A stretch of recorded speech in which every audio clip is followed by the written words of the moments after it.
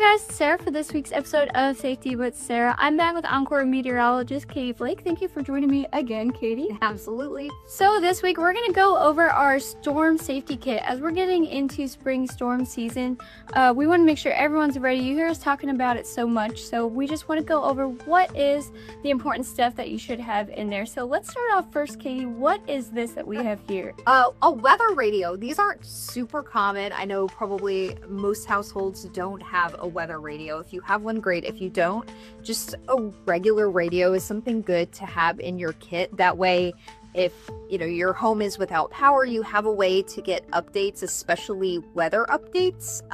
That's something that can be really handy. A lot of radios have like solar capabilities. This weather radio does as well, so it's a good thing to have on hand. I love that. Speaking of solar, one good thing that I really like, it's good because you can also use it for camping, pretty much any need, is these solar flashlights. So just like the radio, they're solar charged. You can also charge it by USB-C, and they're available pretty much anywhere.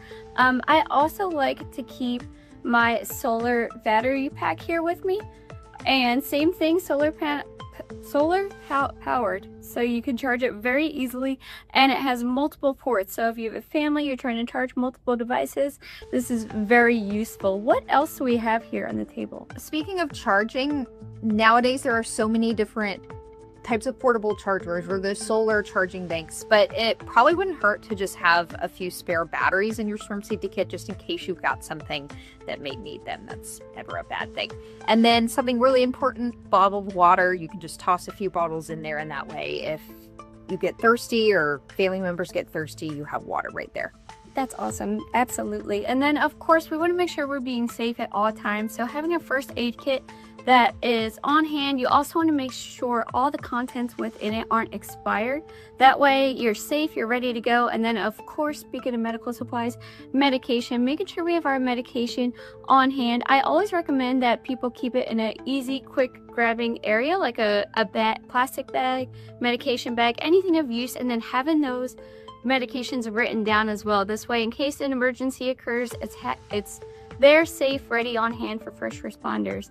Speaking of important documents to have on hand, what else do you have here? Yeah, just your general important documents, birth certificates, social security cards, anything that, should kind of worst case scenario happen and you've got damage at your home. You've got those really important things with you in a folder or a Ziploc bag or something like that. And you just know they're on your person and that they're safe.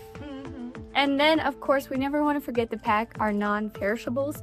I try to pick things that aren't easily going to melt or freeze, especially in this Texas heat. You don't want anything that's going to melt too easy, so make sure we're picking things that are going to last. Checking the expiration date, that way they're up to date in case you ever need them, and you have them on hand.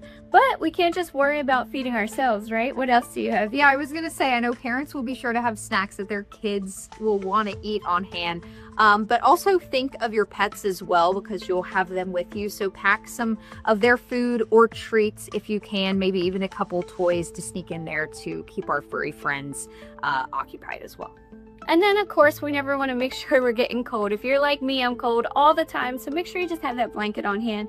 Okay, so we have our blanket. We have everything ready. Kaiti, is there anything else we need in our storm kit?